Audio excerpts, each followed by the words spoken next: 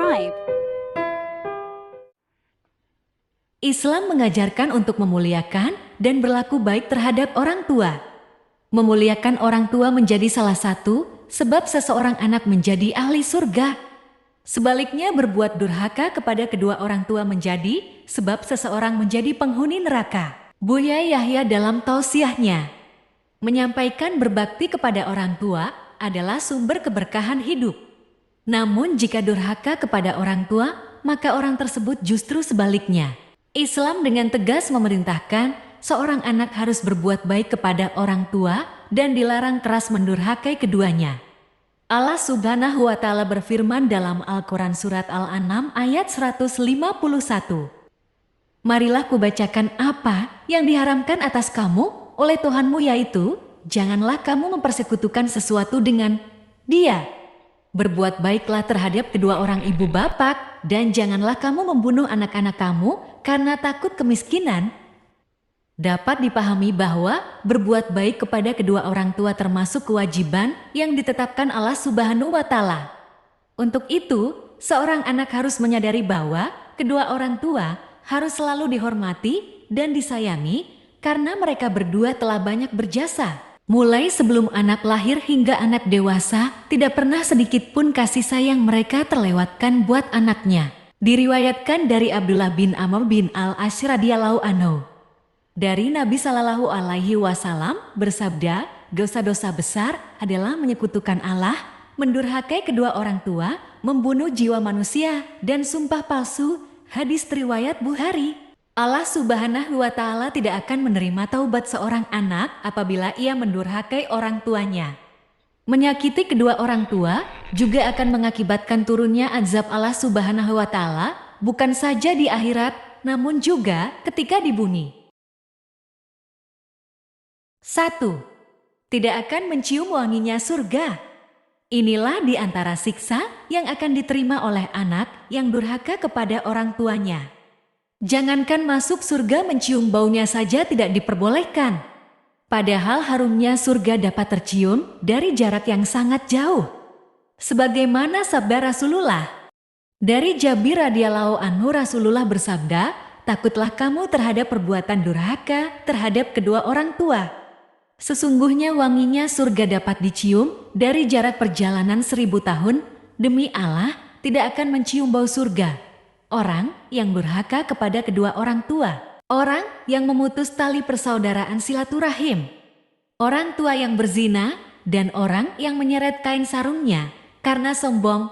Sesungguhnya sifat sombong itu hanya milik Allah Tuhan semesta alam. Hadis riwayat Bukhari. 2. Dosanya tidak diampuni. Betapa celakanya seorang anak yang tidak mendapat ampunan atas dosanya dari Allah Subhanahu wa Ta'ala. Padahal akibatnya sangat berat jika seseorang mempunyai dosa, kemudian tidak diampuni, maka itu akan menyebabkannya masuk neraka. 3. Tidak akan masuk surga. Anak yang durhaka tidak layak untuk masuk surga. Bagaimana mungkin ia masuk surga, sementara hati kedua orang tuanya sakit karenanya? Betapa ruginya seorang anak yang tidak bisa masuk surga. Padahal sarana menuju surga ada di dekatnya, sarana itu adalah kedua orang tuanya. Rasulullah Shallallahu alaihi wasallam bersabda, dari Abu Darda radhiyallahu anhu, Rasulullah Shallallahu alaihi wasallam bersabda, tidak masuk surga anak yang durhaka, peminum kamu minuman keras, dan orang yang mendustakan kadar. Hadis riwayat Ad-Darimi. 4. Dijauhkan dari rahmat Allah Subhanahu wa Ta'ala. Tidak ada kemalangan yang luar biasa menimpa seorang manusia daripada dijauhkan dari rahmat Allah Subhanahu wa Ta'ala. Hal ini akan membuat kehidupannya penuh kecemasan, sehingga tak ada artinya semua kemewahan duniawi jika hatinya tak diselimuti rahmat Allah Subhanahu wa Ta'ala. Hal ini sesuai dengan sabda Rasulullah Shallallahu alaihi wasallam. Dari Ubay bin Malik al-Qusyairi, Rasulullah Shallallahu alaihi wasallam bersabda, barang siapa mendapati kedua orang tuanya atau salah satunya, kemudian ia masuk neraka, setelah itu maka Allah menjauhkannya dari rahmatnya dan mengucilkannya. Hadis riwayat Bukhari. 5. Disegerakan siksanya sewaktu di dunia. Siksa akibat durhaka kepada orang tua tidak hanya dirasakan di akhirat saja, tetapi juga di dunia.